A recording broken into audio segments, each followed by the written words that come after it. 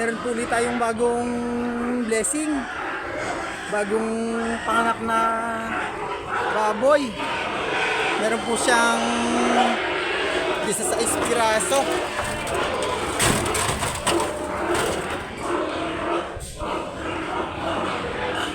Ayan po siya, oh. Bago po uling panganak. Bago po ulit siya. Ano, 16 pieces po sila. Tatapos lang po mga anak, oh. Hindi ko pa nga po sila nabibigyan ng oral suspension kasi medyo basang-basa pa. Oh. Isa sa espiraso po yan.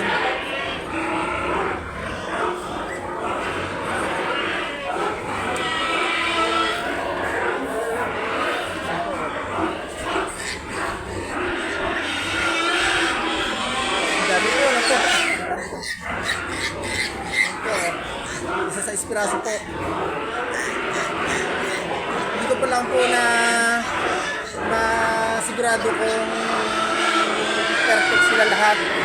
Kung merong kailangang talian, kagaya po ng ginagawa natin na kapag po di kang yung paa ay tinatalian, hindi ko pa lang po sigurado kasi bago sa kasi bago pa lang nga po sila. Kaya hindi ko pa po siya masisigurado. Hintayin kaya po silang lumakas para po makita natin kung may diferensya po. Bago po. Isa.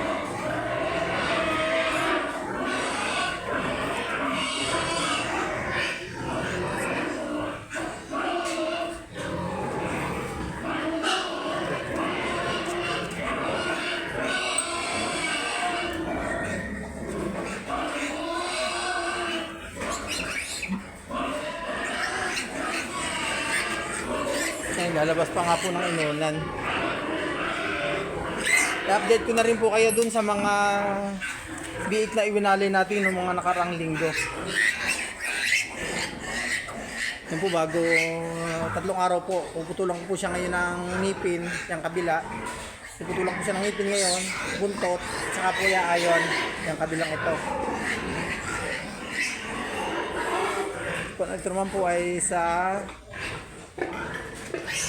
Linggo po ang bakuna nito ay hog cholera. Wala pa palang ilaw.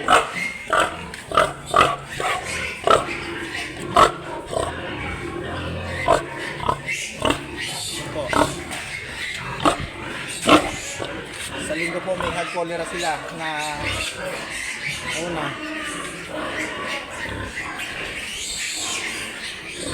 Yan po.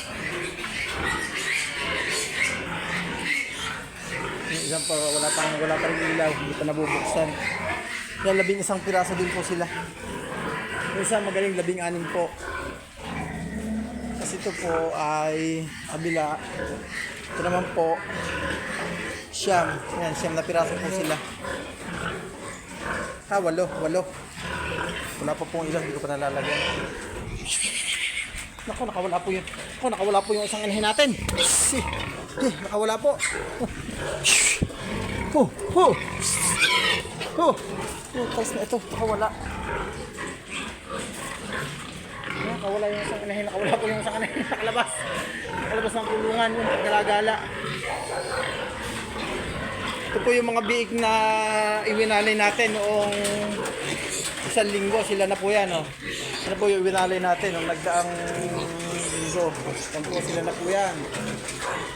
Ito po kasi tinatakloban ko kasi lumulundag, may makulit po talagang biik, eh. Yan po. Sila na po yan yung winalay ko noong nakaraan. Yan po, yan. Sila na po yan. Napakain na sila. Nakaranas po sila ng pag-ubo kaya nilalagyan ko ng gamot yung nila, ng antibiotic nila. Yan, sila na po yan. Ito winalay ko noong nagdaan na linggo. Yan. Ito po yung kabila. Yan, sila na po yan. Mga 2 weeks po, pwede na natin silang ibaba.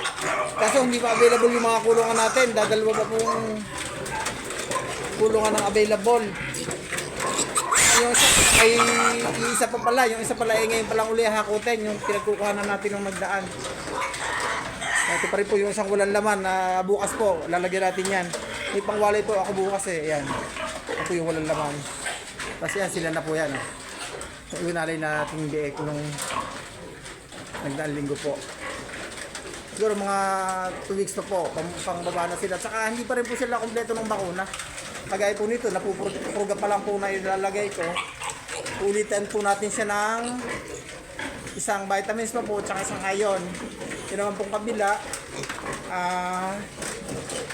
Ito naman po, napurga ko na tsaka na vitamins. Ayan po, napurga ko na po tsaka na vitamins.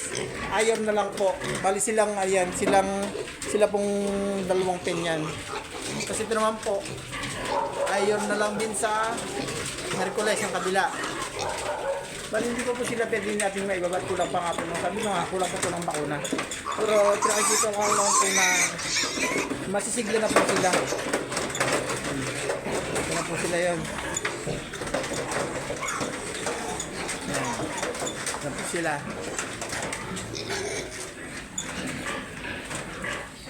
Ayan na po sila.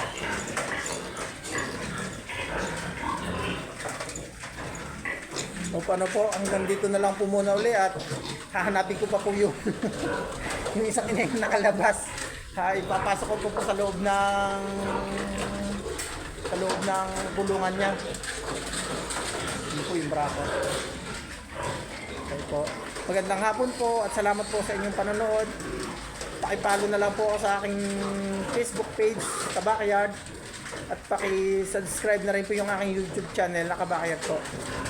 Hindi po, magandang hapon at salamat po sa inyong lahat. Bye-bye!